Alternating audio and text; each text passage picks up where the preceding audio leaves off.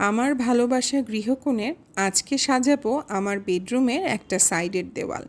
এই দেওয়ালটা ফাঁকা পড়েছিল, অনেক দিন ধরে ভাবছিলাম দেওয়ালটাকে কিভাবে গোছানো যায়। আজকে এই দেওয়ালটাকে সাজিয়ে তুলবো আর করে তুলবো আমার ভালোবাসার দেওয়াল।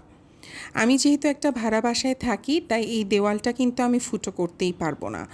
আমি এর জন্য যেটা প্ল্যান করেছি যে স্টিকি যে হ্যাঙ্গিংগুলো পাওয়া যায় ওগুলো আমি ইউজ করছি।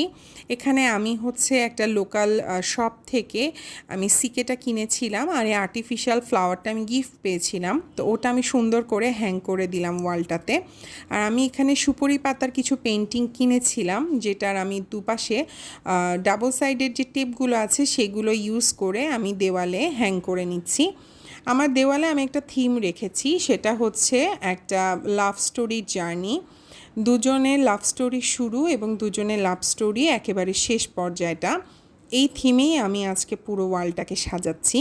তো আমি একটা পাশ সুন্দর করে সাজিয়ে নিয়েছি।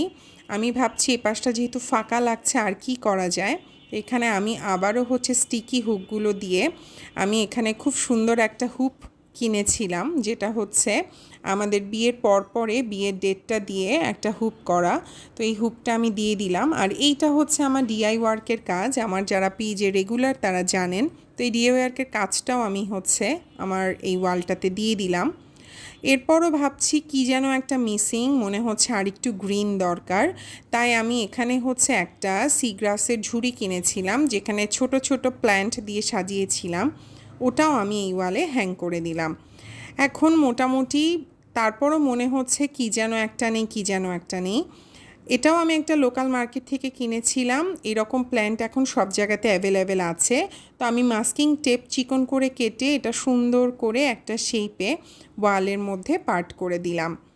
আর মোটামুটি কিন্তু দেখতেই পাচ্ছেন আমার ওয়ালটা কিন্তু অলমোস্ট রেডি হয়ে গেছে।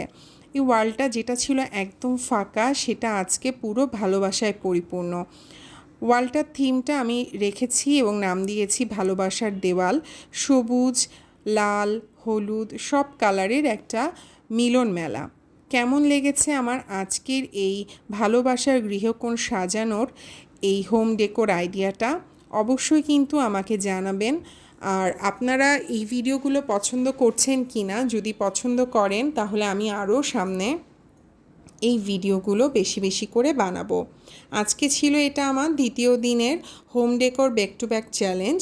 আশা করছি আগামীতে আরও সুন্দর সুন্দর ভিডিও পাবেন। আরও 5 দিনে 5টা চমক থাকবে। ততক্ষণ পর্যন্ত আমার পেজের সাথেই থাকবেন। আল্লাহ হাফেজ।